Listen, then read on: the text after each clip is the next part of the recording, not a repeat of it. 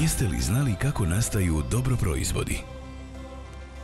Na slavonskim poljima pažljivo uzgajamo visoko kvalitetne žitarice i uljarice, od kojih u vlastitoj tvornici iz stočne hrane Vitalka proizvodimo hranu za svinje koje uzgajamo u srcu Slavonije, na farmama Žito grupe.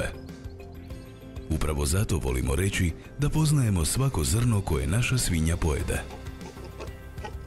Svježe meso svinja s naših farmi glavni je sastojak dobro proizvoda, koji nastaju u 4 proizvodna pogona opremljena najmodernijom tehnologijom za obradu mesa.